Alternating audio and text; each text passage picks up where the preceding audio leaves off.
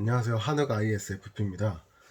원래 채널명을 제이울프로 지었었다가 최근에 MBTI의 열기가 식질 않고 있어서 MBTI를 중점적으로 컨텐츠를 좀 올리면 어떨까 싶어서 채널명 자체를 이제 제 유형인 ISFP가 들어가게끔 짓는 게 좀 더 효과적이지 않을까라는 생각을 하게 돼서 이번에 아예 제가 커뮤니티에서 많이 사용하는 닉네임인 한흑 ISFP로 변경을 했고요. 원래는 뭐 ifp 뭐 이런 식으로 해서 채널을 지어볼까 했다가 이건 또 너무 그러면 MBTI만 가지고 운영하는 채널이 되는 느낌이라서 그거는 또 제가 원하는 그림이 아니라서 그냥 제 닉네임으로 하는 게 괜찮을 것 같아서 변경을 하게 됐습니다. 제 닉네임에서 보시다시피 제 MBTI 유형은 ISFP입니다. ISFP에 대해서 최근에 커뮤니티 제가 활동하는 카페가 있는데 네이버 카페가 있는데 글이 정말 많이 올라오더라고요. 재밌는 거는 이게 ISFP에 대한 질문이 원래 많았던 게 아니고 원래는 진짜 인기가 없었고 질문이 없었어요. ISFP에 대한 질문이. 그러니까 IFP라고 할게요. 언제부터 많아졌냐면은 유재석 님이 ISFP라는 게 이제 공중파에 올라오면서부터 그때부터 IFP에 대한 질문이 진짜 많이 쏟아지더라고요. 그러니까 좀 되게 웃기더라고요. 뭔가 유명인이 IFP라고 하니까 그때서야 IFP의 가치를 알아보고서 사람들이 좋아를 하는 건가? 라는 생각이 들어서 좀 되게 충격적인 거예요. 사람이 사람을 좋아하는데 유명인의 유형을 생각해서 그 유형을 좋아하는 걸까? 그런 좀 의문이 들더라고요. 그래서 좀 그게 좀 충격적이었고 그 뒤로 IFP에 대한 질문이 정말 끊임없이 계속 막 올라오더라고요. 그래서 약간 IFP인 저로서는 좋은 일이죠. 기분 좋은 일이죠. 그전에는 정말 관심이 없었고 인기가 없었던 유형인데 이렇게 유느님을 통해서 각광을 받게 됐고 인기를 얻게 돼서 좋긴 한데 정말 많은 분들의 질문이 대부분 좀 힘들어하는 질문들이더라고요. 표현이 너무 없다. 뭐 연락이 너무 없다. 뭐 이 남자 마음을 좀 알고 싶다. 이 여자친구가 어떻게 생각하는지 알고 싶다. 뭐 이런 글들이 대부분이더라고요. 다른 유형은 그런 질문이 그렇게 많지 않은데 특히 IFP에 대한 글들은 거의 90%가 그런 물음이더라고요. 그래서 IFP에 대한 정보를 뭐 이렇게 인터넷에 찾아보면은 IFP가 올린 정보가 거의 없어요. 그러니까 대부분 그냥 남들이 ISFP에 대해서 공부를 해가지고 이론적으로 알고 있는 IFP 특징 정도만 이렇게 올라오는 정도이지 IFP가 운영하는 채널이 거의 없어요. 뭐 외국은 있겠지만은 일단 한국은 거의 없는 것 같아요. 뭐 아시다시피 누워있길 좋아한다 라고 많이 하는데 좀 게으른 게 크죠.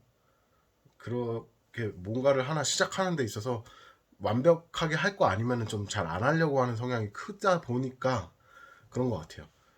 채널을 하나 만들어서 운영한다는 건 사실 굉장히 간단한 일이 아니거든요. 네. 그러니까 어렵게 생각하면 끝없이 어려워지는 거기 때문에 이런 것들은 잘 손을 안 대려고 하거든요. 이프피들이. 그래서 이번 기회에 그냥 제가 총대 메고라도 이렇게 좀 사람들에게 이프피에 대해서 좀 알려드리면 어떨까 싶어서 제 채널명도 바꾸면서 이프피 컨텐츠를 좀 올려보려고 하고요. 오늘은 일단은 제가 커뮤니티에다가 올린 글이 있어요. 이프피에 대해서 이제 영상을 올릴 건데 좀 질문을 몇 가지 해주십시오라고 글을 올렸고 그 질문에 대해서 답을 하는 시간을 갖도록 할게요. 가끔씩 시간이 나면 이런 식으로 이프피나 또는 저에 대해서 좀 몇 가지 몇 개의 이제 동영상을 계속 업로드하면서 궁금증을 좀 해소하는 많은 분들이 그런 해소하는 시간 가졌으면 좋겠습니다.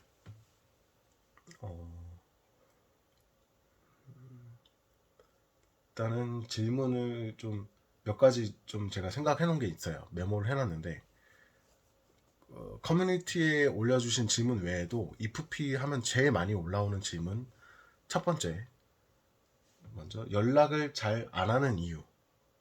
카톡을 보는 것도 에너지가 소모가 되기 때문에, 그리고 전화를 하는 것도 엄청난 에너지가 소모가 되기 때문에 잘 안 하는 거예요.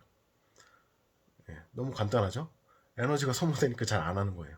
근데 모르겠어요. 다른 내향형들은 에너지가 잘 소모되질 않나? 그게 조금 신기하더라고요. 다른 유형, 그러니까 뭐 인프피들은 좀 말을 더 잘하는 것 같아요. 상상력이 풍부하니까 머릿속에서 시뮬레이션을 잘하니까 평소에 혼자 머릿속에서 말을 많이 하는 유형이잖아요. N 직관형들은. 그러니까는 내향형이어도 직관형인 경우에는 직관을 가지고 있는 인프피, 뭐 인티제, 뭐 이런 유형 같은 경우에는 말을 좀 더 잘할 수밖에 없을 것 같고요. 뭐 ISTJ나 ISFJ는 S임에도 불구하고 일단은 뭐 TJ 같은 경우에는 논리적으로 자신의 생각을 정립을 해서 표현하는 걸 잘하니까 뭐 그 외에도 이제 외부 논리에 흡수를 잘하니까 논리적인 거에 대해 관심이 많으니까 좀 더 말을 하는 게 훨씬 편하겠죠. 논리로 정립이 돼 있으면 사람이 말을 A 플러스 B는 뭐 C다 이렇게 말을 하기가 편하잖아요. 그러니까는 ISTP 같은 경우에는 ISTJ 같은 경우에는 말을 더 잘 할 수 있을 것 같고요. ISTP도 자기만의 논리가 정립을 많이 하는 사람이잖아요. 머릿속에서 내향 사고를 주기능으로 쓰는 사람이죠. 항상 머릿속에서 이런 상황에서 뭐 이런 논리가 맞지 않을까라고 뭐 이런 생각을 하는 사람이니까 그 생각을 말하는 거에 있어서 술술 나올 수 있겠죠. 누가 뭐 물어본다면. 근데 이제 뭐 사고형은 이제 자기 관심 분야가 아닐 때는 좀 말이 안 나올 수 있겠죠. 리액션이 없고 반응을 못 해줄 수는 있겠죠. 근데 어쨌거나 뭔가 말을 해야 되는 상황에서 말은 잘 할 수 있을 것 같아요. 그리고 ISFJ 같은 경우에는 사람에 관심이 많고 사람을 어떻게 하면 기분 좋게 할 수 있을까, 행복하게 해줄 수 있을까, 봉사 어떻게 하면 봉사할 수 있을까 이런 거에 대해서 생각을 많이 하는 유형이니까 FE 외향 감정이 부기능인 유형이니까 같은 내향형이어도 이런 차이가 있을 것 같아요.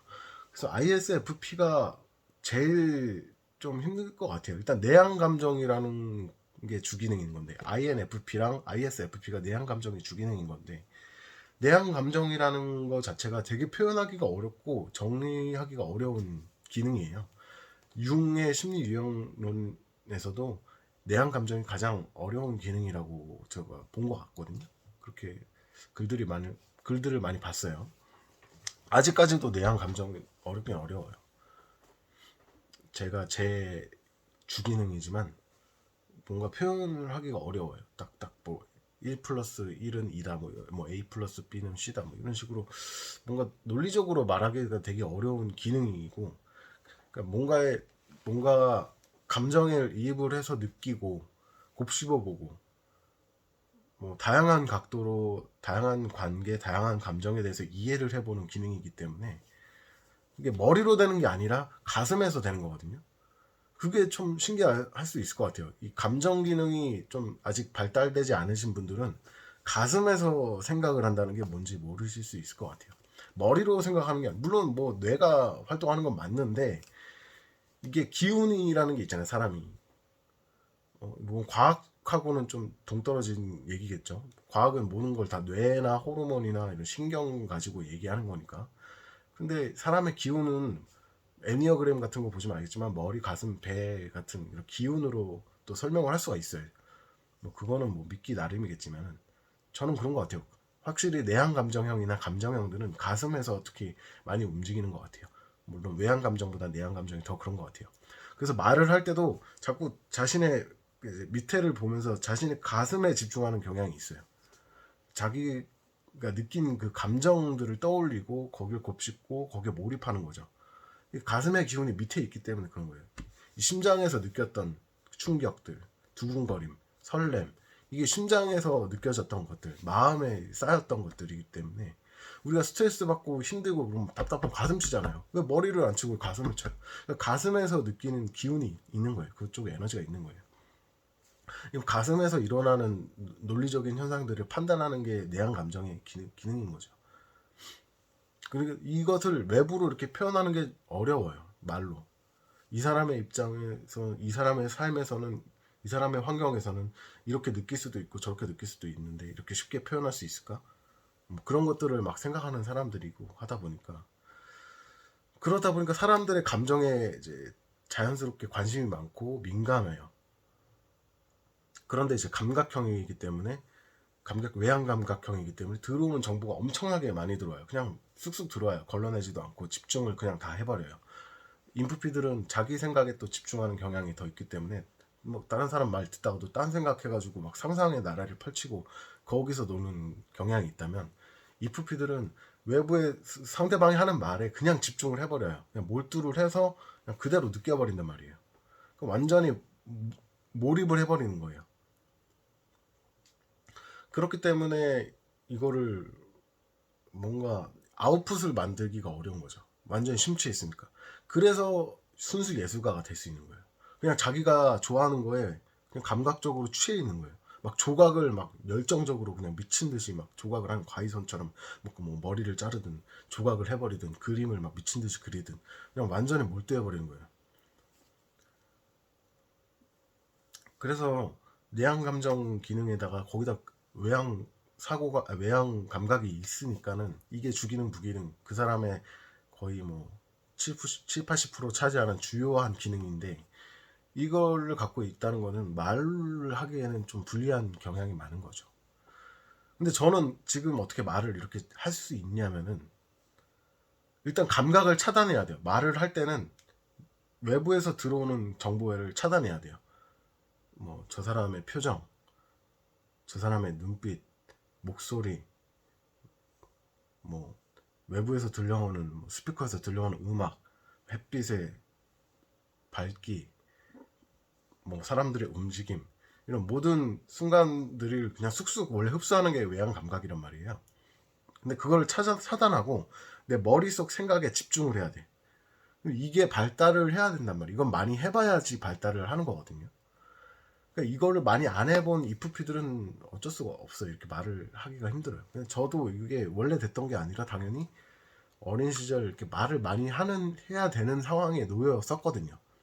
어렸을 때 교회를 진짜 열심히 다니면서 전도를 하려고 성경 그 지식을 머릿속에 달달달달 A, B, C, D 딱딱딱딱 거의 이제 개념을 외워가지고, 그것도 달달 외우는 스타일은 또 아니에요. 그러니까 핵심 키워드를 딱딱딱딱 잡아서 흐름을 딱 이해를 하고서 이렇게 뱉는 거죠. 그걸 말을 하려면은 그 흐름을 기억을 하고 있어야 돼요. 이 패턴, 어떤 게 핵심 패턴을 딱딱딱 그 외워서 연결을 시켜서 거기에 집중하는 거죠. 감각을 차단하고 내 머릿속에 딱 핵심 패턴들을 탁탁탁탁 연결해서 여기에만 딱 집중하는 거예요. 그래야지만 말을 할 수 있는 거예요. 그래서 내향직관형, 이게 내향직관이 발달을 하는 케이스라고 저는 생각하거든요. 내가 생각하는 거에 집중하는 능력. 그래서 내향직관이 주기능인 사람들은 연구하는 기질이, 덕질을 엄청, 내가 관심 있는 학문 분야에 엄청 집중하고 몰입하는 기능이 있는 것 같거든요. 대신에 외향 감각이 발달이 덜 돼 있겠죠. 외부 세계에서 들려오는 정보를 흡수하는 게 힘들겠죠. 그게 편한 사람들은. 맨날 자기 생각에 집중하는 사람은 외부 정보를 못 받아들이겠죠. 그리고 그걸 굉장히 스트레스로 여기고 의미 없게 여기고, 나는 내가 관심 있는 거에만 집중하고 싶어 하는 습성을 갖고 있는 사람인 거잖아요. 내향 직관 주기능 INTJ 같은 사람들은 ENTJ도 부기능으로 쓰고 있고. 그래서 저도 이렇게 말을 제가 할 수 있는 이유는 내향 직관이 나이가 들면서 발달한 것도 있고, 어렸을 때부터 훈련을 통해서 억지로도 많이 발달을 하다 보니까 말이 좀 더 잘 나오는 거예요. 이것도 되게 사실 되게 힘들어요. 뭔가를 말하고 있는 상황보다는 남들이 하는 얘기를 듣고 있는 게 제일 편해요. 솔직히 제일 행복하고, 남들은 어떻게 살고 있을까, 어떤 목소리로 어떻게 말을 하고 어떤 표정을 짓고 어떻게 행동을 하고, 그냥 모든 그냥 움직임 자체를 보는 그 자체가 즐겁고 행복해요. 뭐 다른 유형들은 이게 신기할 수도 있는데, 마치 그냥 축구 경기 그냥 공 왔다 갔다 하는 것만 보고 있어도 재밌고, 뭐 강아지들이 그냥 뛰는 것만 있어도 재밌고, 그냥 앞에 이렇게 유튜브 틀어놓고 동영상만 보고 있어도 재밌는 거예요. 그러니까 뭔가를 흡수하는 게 재밌는 사람들이기 때문에 내 생각에 집중해서 이걸 전달하는 거는 별로 원래 흥미가 없는 거예요. 이거 연습을 해야 되는 거예요. 이게 나이가 들어서 이거에 대한 이 흡수하는 거에 흥미가 좀 떨어지고 뭔가 다른 거에 관심이 생기면은 요거 내향직관이 발달하면서 말하는 능력이 조금 더 증가할 수 있는 거죠. 그리고 두 번째로는 너무 길어지네. 질문 하나 가지고 얘기하는데도 엄청 길어지네요. 생각보다. 근데 이렇게 그 사람의 그 MBTI를 공부를 하실 때 진짜 그 유형만 딱 ISFP 뭐 내향, 감각, 감정, 뭐 개방형 뭐 이렇게만 외우시는 거는 진짜 1차원적인 거예요. 태권도 그냥 뭐 제일 흰띠, 기본띠 진짜 밑바닥 그냥 제일 기초적인 거 진짜 완전 입문 초보자 단계 거의 아이언이죠. 롤로 치면 아이언, 브론즈, 뭐야 실버, 골드, 플래티넘, 다이아 뭐 이런 거 있잖아요. 맞나? 아무튼 거의 아이언 끄는 거거든요. 그러니까 그렇게 공부하시면 안 돼요.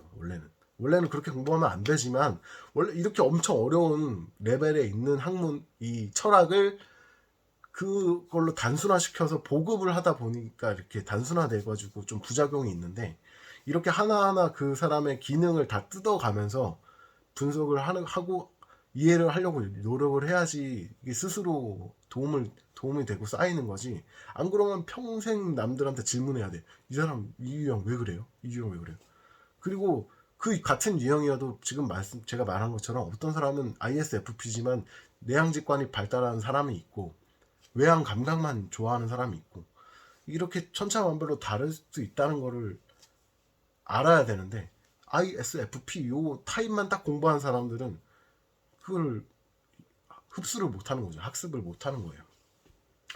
그러니까 이런 일단 기능이 있다는 걸 다 아셔야 되고 그 기능의 발달 정도를 그 사람은 볼 줄 알아야 돼. 이 기능의 특징을 당연히 이해를 하셔야 되고 이런 상황에서 이렇게 하는 게 이런 기능이라는 걸 볼 수 있는 능력이 생기면은 질문할 필요도 없고 내가 그냥 이해를 해버리는 거야. 그 사람이 왜 그랬는지를.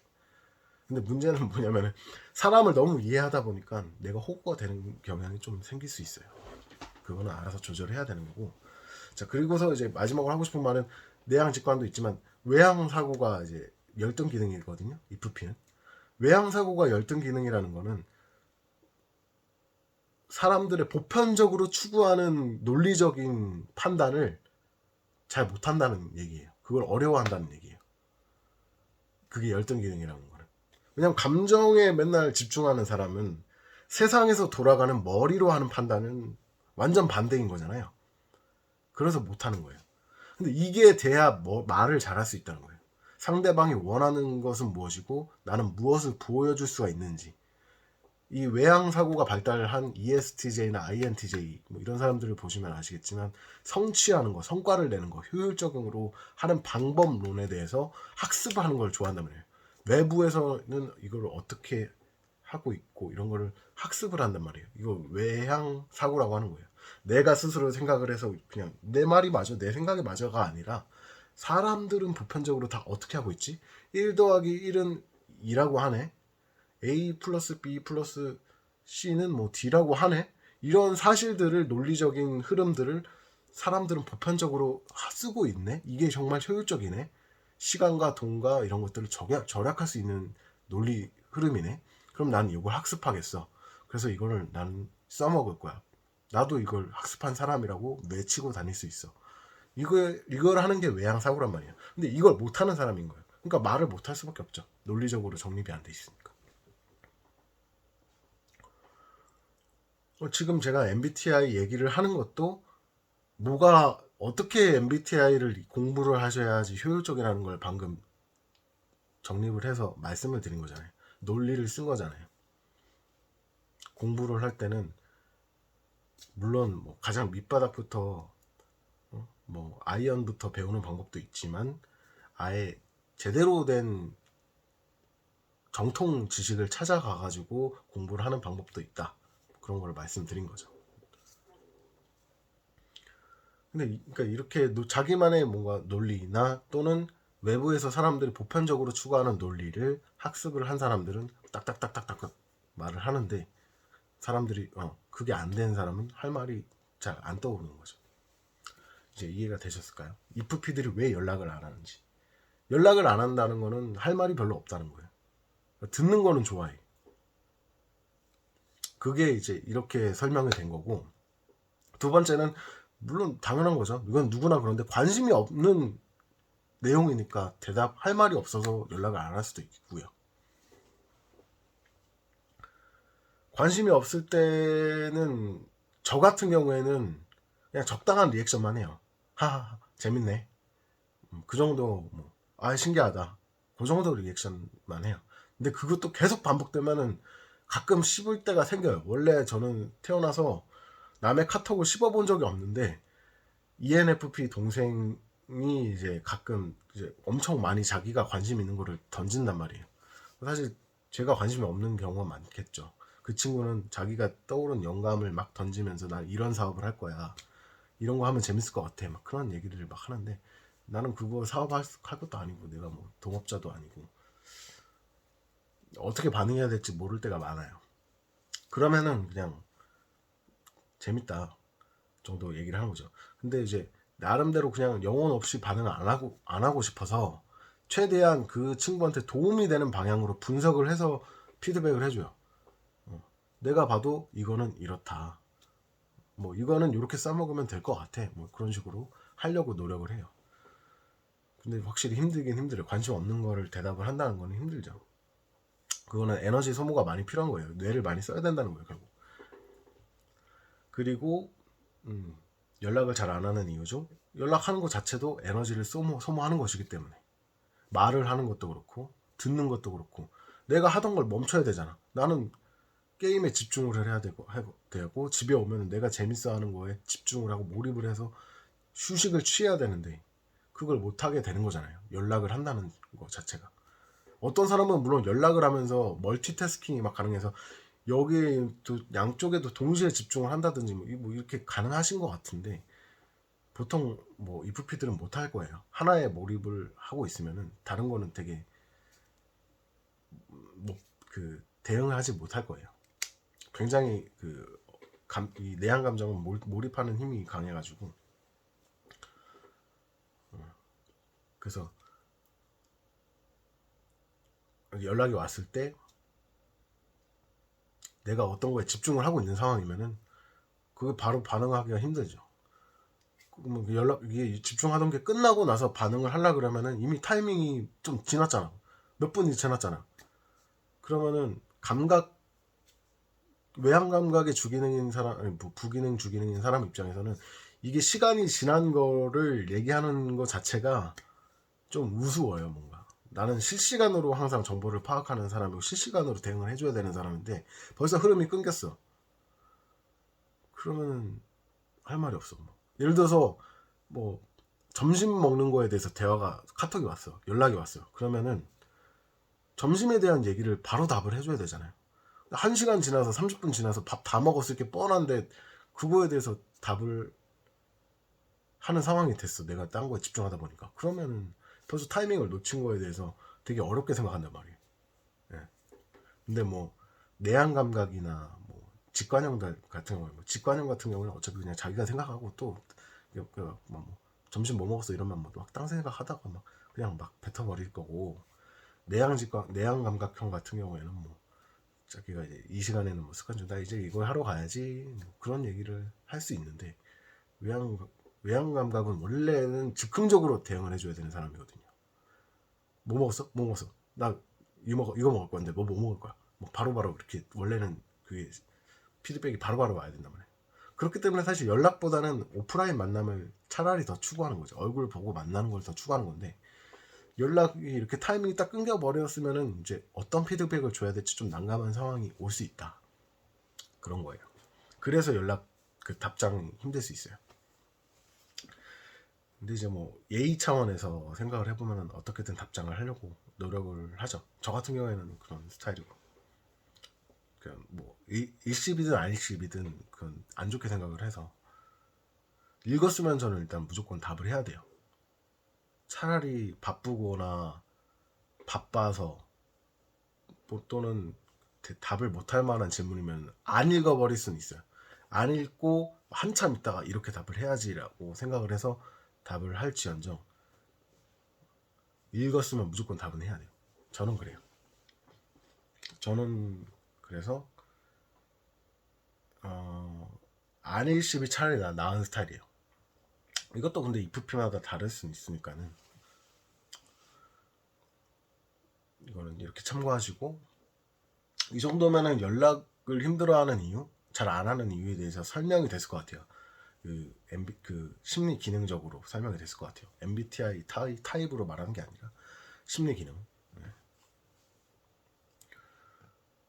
그 정도는 제 채널 오시는 분들은 기본적으로 다 아실 거라고 생각을 하고서 얘기하는 거거든요. ISFP는 주기능이 내향 감정 FI라고 하고, 부기능이 외향 감각이고 SE, 그다음에 3차 기능이 내향 직관 NI라고 하고, 4차 기능 열등 기능이 TE 외향 사고라고 하는 거. 이 정도는 그냥 기본으로 아신다고 생각하고, 그 기능 특징들도 다 기본적으로는 아신다고 생각하는 전제로 이렇게 얘기를 할게요. 벌써 한 질문 가지고 이렇게 너무 길게 답을 해버렸네요. 자, 그러면 이렇게 연락에 대해서 질문이 정말 많아서 연락에 대해서 일단은 답을 해봤는데, 해결책이 그럼 뭔가?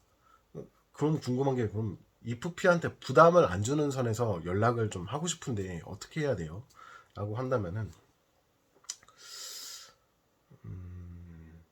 제 생각에 그냥 가장 무난한 게, 저는 전화는 별로 일단 안 좋아해요. 무조건 전화를 하는 순간 엄청나게 집중을 해야 되고, 다른 일을 못하고 긴장이 돼. 말을 어떻게 해야 될지, 말실수를 혹시 할 수 있을지, 그리고 상대방 말에 경청하느라고 온 에너지를 다 쓰기 때문에, 그래서 전화는 저는 집에 있을 때는 안 하는 걸 추천하고, 진짜 급한 용건, 중요한 용건이 있으면 하시는 걸로 추천할게요. 아니면 본인이 IFP를 리드해서 재밌게 말을 할 수 있는 사람이면 해도 돼요. 된다고 생각해요. 제가 제일 힘들었던 건 전화를 거는데 할 말이 없어. 말을 안 해.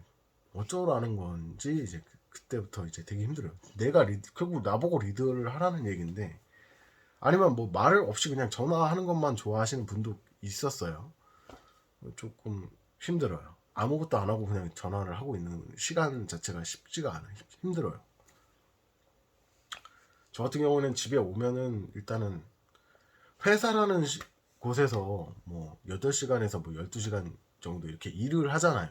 그럼 그 나머지 시간에는 회사에서 충족하지 못했던 것들을 내가 하면서 힐링을 해야지, 내일 또 이 출근할 때 그 회복한 에너지를 가지고 또 출근을 하고 하루를 정말 즐겁게 살 수가 있는데, 이 힐링을 하려면은 보통 뭐 재밌는 유튜브를 보거나 하면서 막 혼자 웃고, 뭐 감각적인 것도 막 먹방도 봐야 되고, 뭐 노래도 들어야 되고, 뭐 감동도 느껴야 되고, 뭐 이런 것들을 즐겨야 된단 말이에요. 그러면서 힐링을 해야 되는데, 딱 전화 오는 순간 그걸 집중할 수가 없잖아요.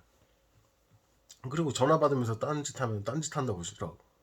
그러니까 전화를 할 거면은 본인이 리드를 해서 재밌게 해주면서 힐링을 해주던가, 아니면은 전화를 하면서 딴짓을 해도 이해를 해주던가, 진짜 편하게 전화를 하면서 그냥 유튜브를 보든 게임을 하든 그냥 이해를 해주든가, 그러면은 진짜 마음 놓고 연락이 와도 이제 다음부터는 이 사람 연락은 그냥 편안하게 받을 수 있겠다 하고 부담 없이 연락을 받겠죠.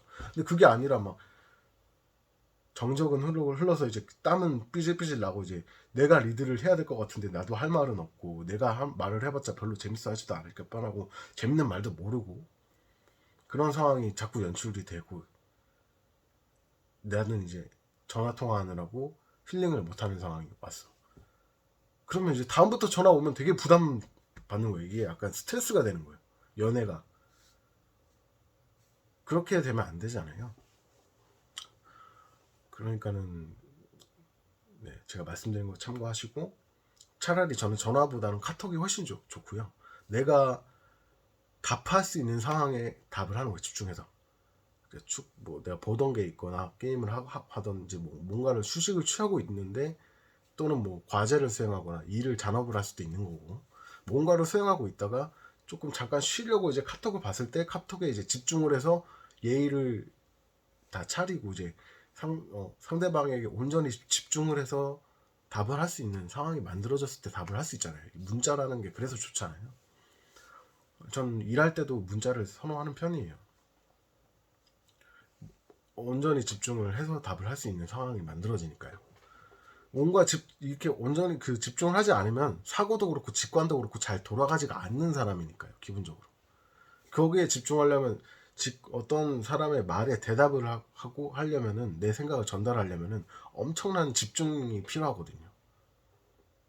그게 잘 안 되는 사람이니까. 원래 앞서 말씀드렸다시피 원래 외부 감각을 있는 대로 흡수하고 느끼기를 좋아하는 사람인데, 내 생각에 집중을 해가지고 논리정연하게 말로 뱉어야 된단 말이에요. 글은 좀 그나마 좀 편한데 입을 움직여서 말하는 건 더 힘들고, 입을 움직여서 말을 하는 게 좀 더 힘들고 글이 편하기 때문에 일단 저는 카톡을 더 좋아하는 것도 있고, 카톡은 이걸 집중을 해서 정리를 해서 적을 수 있는 시간이 충분하기 때문에 그런 것도 있고, 또 감정적인 마찰이 좀 덜 발생돼요. 사람 격양되거나 막 흥분하고 막 화내고 막 징징거리고 이런 게 차단되잖아요. 카톡은. 그러니까 감각이 차단되는 거예요. 감각이 차단돼서 더 좀 생각하는 거에 집중을 할 수가 있던 거죠. 더 차분하게. 그래서 카톡을 좀 더 선호하는 편이에요, 저는. 연애하면서도 저는 전화는 거의 안 해요. 그나마 제 경험상 상대방이 말을 되게 잘하는 유형은 저도 부담 없이 할 수 있었던 것 같아요. 근데 전화를 했는데, 전화 뭐 거의 제가 하지도 않았죠. 상대방이 하는데 상대방이 말이 없어. 그럼 제 입장에서 되게 힘든 상황이 오는 거예요. 그렇게 만약 매일매일 막 1시간이 넘어가는 통화가 그렇게 발생이 된다 그러면 이게 진짜 몸에 무리가 이제 가더라고요. 슬슬. 막 2시간, 3시간, 4시간 이렇게 매일매일 막 내가 말하는 상황이 발생되면은 와, 좀 몸이 아파지기 시작해갖고 병원 간 적도 있었어요. 그 정도고. 그래서 전화보다는 저는 카톡을 더 추천하는 스타일이고, 카톡도 그러면 연락 주기는 어떻게 되는가 했을 때 저는 그냥 제일 뭐 썸이든 연애든 뭐 이렇게 좀 뭔가 이성적으로 조금 좀 가까워지고 싶고 좀 더 끈적끈적한 관계가 되고 싶다, 좀 많이 친해지고 싶다 그러면은 한 1시간에서 2시간에 한 번씩 얘기하는 게 제일 적당하지 않나 싶고요. 어쨌거나 하루에 한 번은 얘기는 최소한 해야 될 것 같고, 또 1시간이 이내로 가면은 너무 자주 하면은 그 사람의 휴식할 시간을 못 주는 게 될 수도 있고 하니까 그냥 제일 무난한 게 1시간보다도 저는 직장인이고 한창 일하는 사람이면은 뭐 2~3시간에 한 번씩 하는 게 좋고, 좀 뭐 안 바쁘고 좀 여유가 있는 사람인 상황인 것 같다 그러면 1시간에 한 번. 아니면 근데 그 사람이 뭐 답변이 되게 빨라, 막 3분에서 10분 안에 답을 잘 하시는 분이야 그러면은 뭐 계속 핑퐁 할 수도 있는 거고, 뭐 30분에 한 번 더 빨리 템포를 맞춰갈 수도 있겠죠. 아무튼 부담 안 주는 선에서 하려면 그렇게 하시면 될 것 같아요. 만약에 그러면 이프피가 언제 연락을 하나요? 라는 질문이 또 있어요. 저 같은 경우에는 좀 심심해서 놀고 싶을 때 친구들한테 꼭 연락을 해요. 연락을 저는 어떻게 하냐면은 사실 제가 좀 EFP 특이 케이스일 수 있어요. 좀 외향형 같다는 말을 들을 때도 있을 정도니까. 제가 애니어그램 2번인데 2번이라고 말을 하기가 솔직히 좀 싫어서 얘기를 안 하는데, 뭐 지금 바뀌었을 수도 있으니까요. 네. 옛날엔 2번이었어요. 그래서 2번인데 2번이라 그런지 모르겠지만 친구들이 이렇게 연결돼 있지 않은 상황이 좀 섭섭해요. 그래서 제가 단톡방을 아예 파버렸어요. 그래서 절친들을 이렇게 톡방에다 다 초대를 해서 모든 상황을 좀 얘기하는 거 좋아해요. 그냥 시시콜콜한 사소한 얘기.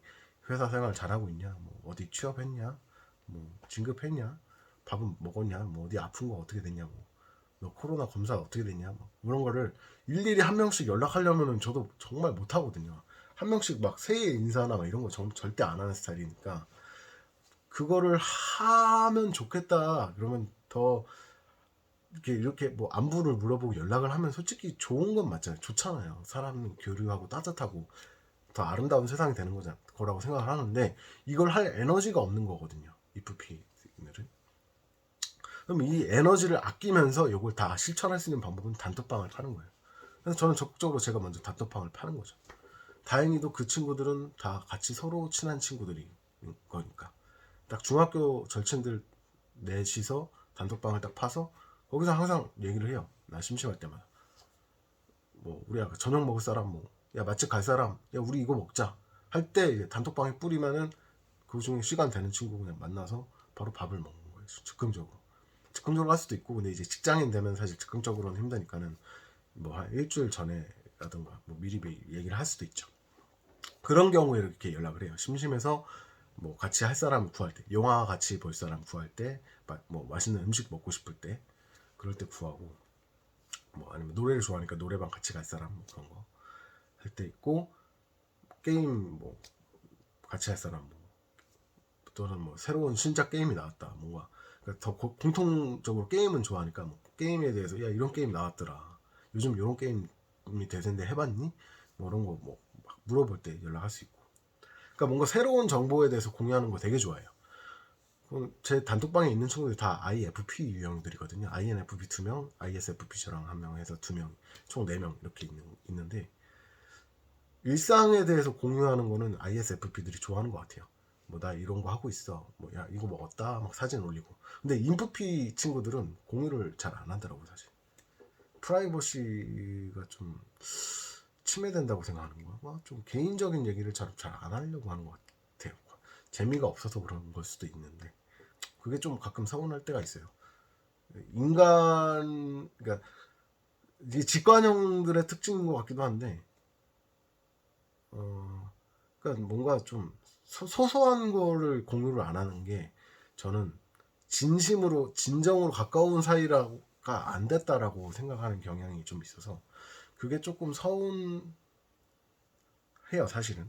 근데 이제 MBTI를 공부를 하고 심리 기능 공부하고 이제 카페 활동 커뮤니티 활동 많이 하면서 그 유형들을 접하다 보니까 이 사람들은 그냥 원래 그 소소한 거는 재미도 없고 관심도 없구나. 그러니까는 얘기를 안 하는구나. 그냥 그렇게 이해를 하게 되는 거죠. 근데 그러니까 이해를 하면은 아까도 말했지만 이해를 많이 하면은 결국 나만 서운한 일이 많이 생기는 현상이 발생되는 거예요. 이해를 한다고 해서 서운한 게 사라지진 않아요. 좀 더 줄기는 해요. 확실히 줄고 화가 안 나겠죠. 화가 난다는 거는 정말 이해를 못했다는 거니까 이해를 한다는 건 화는 안 나는데 그냥 슬프고 섭섭하고 그런 건 좀 있는 거죠. 그래서 그러니까 일상적인 대화를 나눌 때 근데 이거는 좀 솔직히 많이 친해져야 돼요. 많이 편해져야 되고 많이 가까워져야 가능한 거죠. 솔직히 이 중학교 동창들 IFP 톡방 이 방에서는 그렇게 하지만 ISTJ나 ISFJ가 있는 ISJ들이 있는 단톡방이 있어요. 거기도 물론 IFP도 있고 여러 명 있는데 고등학생 단톡방 고등학교 동창 단톡방도 있는데 거기에서는 이렇게까지는 공유 안 해요. 제가 어차피 공유해봤자 그 친구들은 그렇게 리액션이 없고요. 근데 중학교 단톡방은 내가 뭐 하면 그래도 리액션은 되게 잘해주려고 하더라고요. 본인들이 여유가 되는 한에서는 자기들이 뭐 하고 싶다는 잘 안 하지만 딱 카톡 봤을 때 리액션을 되게 잘해줘서 계속 올리고 싶게 만들고 본인들도 뭐 리액션이 좋다는 거는 그 사람도 재미있다고 보는 거니까 계속 하게 되는 거죠. 근데 ISJ 단톡방 고등학교 동창 단톡방에서는 리액션이 별로 없으니까는 잘 안 하게 되고 결국 자기들 일기장처럼 그냥 자기 얘기만 하는 그런 좀 경향이 있어서 저도 그냥 거기서는 그냥 자기 얘기만 하기도 하고, 아예 엉뚱한 막 드립을, 아재 개그 같은 거 치고, 뭐 연말정산은 어떻게 했고, 뭐 자기 뭐 연봉 얼마 올랐고 막 이런 얘기들 막 하는데 별로 솔직히 재미는 없어서 그냥 듣기만 하고, 아 이렇게 사는구나, 이런 세상이 있구나, 뭐 그런 거 좀 테크나 좀 유용한 정보 그런 거에 좀 집중하는 편이에요. 거기서 그러니까 말을 잘 안 하게 된 거죠. 그러니까 결국 내가 말을 그 연락을 하는 거는 편한 사람들하고 뭔가 같이 하고 싶을 때 던지는 거죠. 그래서 이프피가 먼저 이렇게 뭘 하자고 연락하는 거는 되게 고마운 일이에요. 잘 안 하는 일이니까. 그 사람을 신뢰를 할 만한 사람이다라고 생각을 한 거예요. 그리고 이제 편하고 신뢰할 수 있고 나도 재밌고 그렇게 생각을 해서 하는 거라는 거 알아주셔야 될 것 같고요. 그래서 연락을 하게 만드시려면 리액션이 좋아야겠죠. 아무래도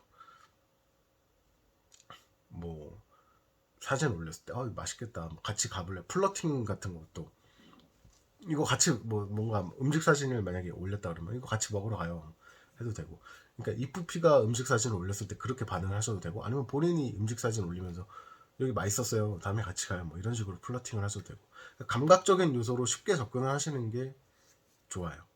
간단하게 뭐 음식이든 뭐 볼거리든 레크레이션이든 이렇게 같이 노는 방식으로 접근을 하시는 게 좋아요.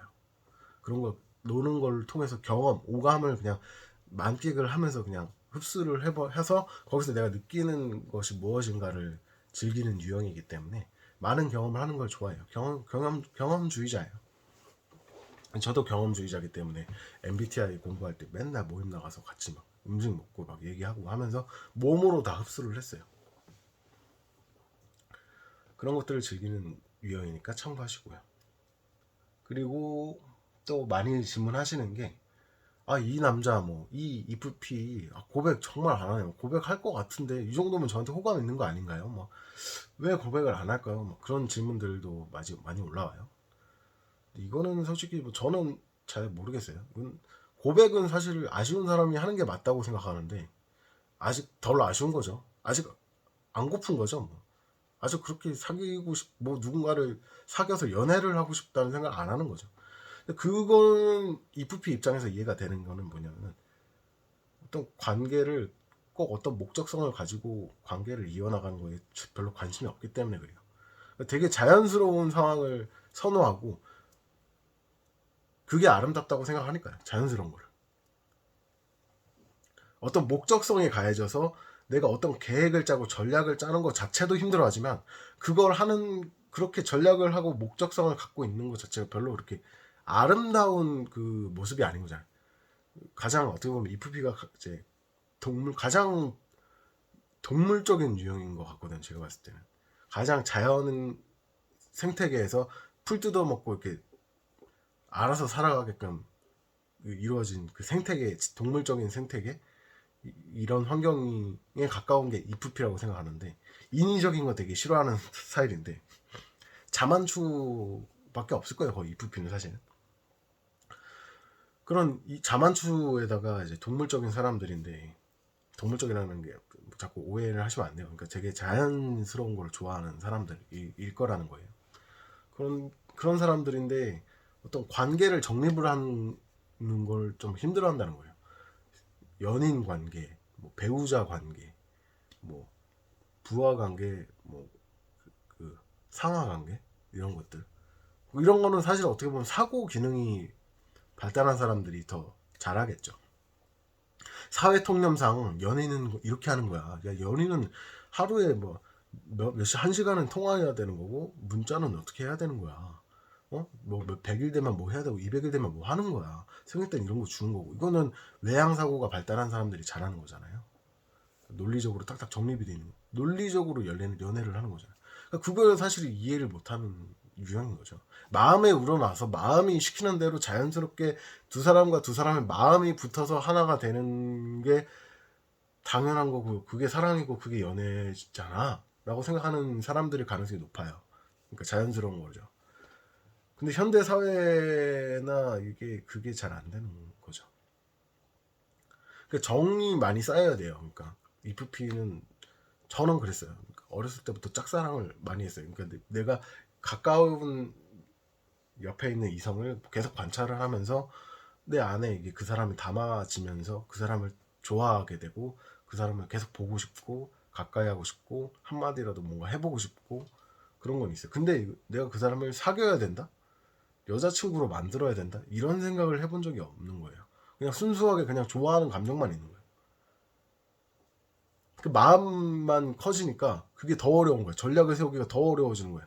마음을 커질수록 사람의 머리가 멈춘단 말이에요. 마음이 뜨거워질 때 머리가 멈춰버린다.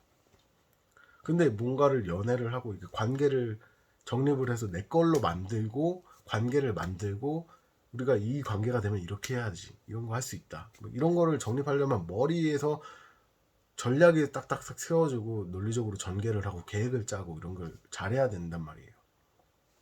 그리고 적어도 이 감정을 내향 감정으로 쓰지 말고 외향 감정으로 딱 살피면서 상대방을 어떻게 하면 기쁘게 해줄 수 있을까? 상대방은 뭘 좋아할까? 어떻게 하면 웃게 해주고 내가 내 마음을 전달하고 너는 정말 좋은 사람이다 라는 거를 어떻게 하면 드러낼 수 있을까?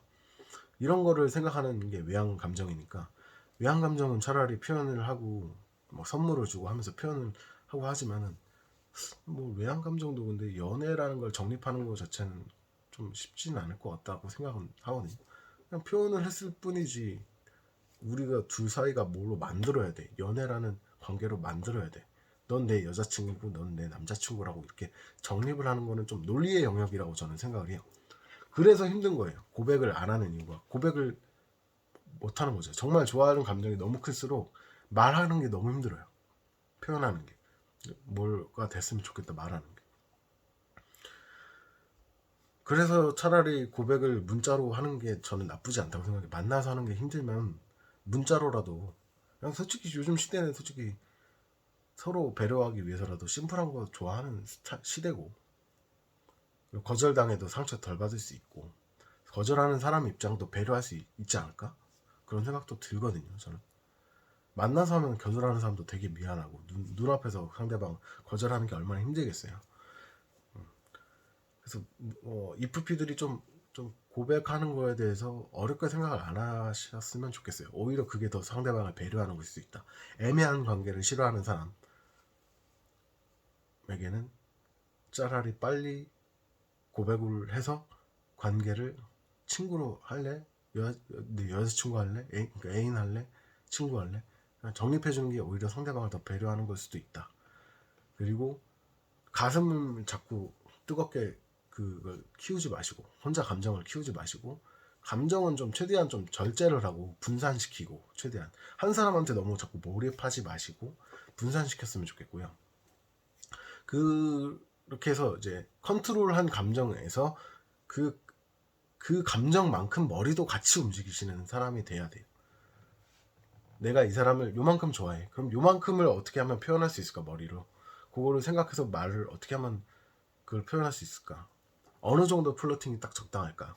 그 다른 사람들은 어떻게 사람을 꼬시고 어떻게 그러니까 플러팅을 하고 플러팅 방법은 뭐가 있고 이런 것들을 공부를 해야 될 필요가 있다는 거죠. EFP들이.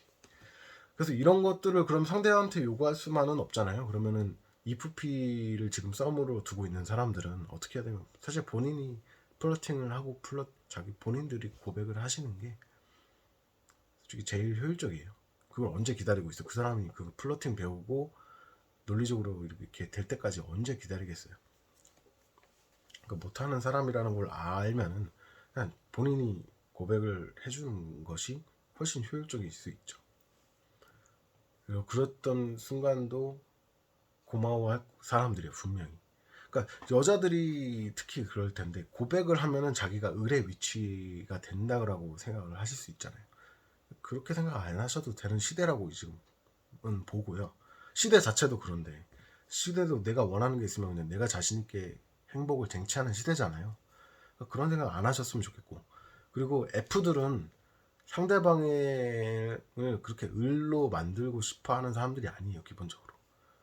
그걸 되게 미안하게 생각하는 사람들이고 그렇게 되는 거예요. 언젠가는 만약에 고백을 해서 그러니까 분명히 그 이프피도 좋아하는 마음이 있는데 고백을 못하는 상황이다. 그게 맞다 그러면 만약에 고백을 해서 이프피를 쟁취를 했어. 사귀는 사이가 됐어. 그러면 언젠가 그거에 대한 그 사람 마음을 알아요. 너가 얼마나 용기를 냈는지를 충분히 알 사람들이요. 본인들도 많은 짝사랑이나 이렇게 이루어지지 못한 사람들 많이 경험을 해봤기 때문에 이게 입으로 말하는 게 얼마나 힘든 일이고 수치스럽기도 하고 부끄럽기도 하고 힘든 일인 걸 충분히 아는 사람들이기 때문에 그걸 상대방이 말했을 때 이 사람을 을로 보는 게 아니라 내 마음대로 해야 된다는 존재로 보는 게 아니라 정말 대단하고 멋있는 사람이다. 내가 더 잘해야지 이렇게 생각할 사람들이니까 그런 걱정을 해서 고백을 안 하고 이 인연을 떠나 보내시는 거는 어, 별로 좋은 생각이 아니라고 봐요. 그래서 일단은 너무 영상이 길어져가지고 좀 이 정도로 일단 마치고 다음에 더 기회가 되면은 다시 올리는 게 좋을 것 같아요. 그러니까 제일 질문을 많이 할 만한 관심이 많이 갈 만한 그 이프피의 연락 문제나 고백에 대한 부분을 다뤄봤고요. 다음에 이제 좀 더 다른 주제로 찾아오도록 할게요. 일단 긴 시간 시청해 주셔서 감사하고요. 다음에 다시 찾아뵙겠습니다. 감사합니다.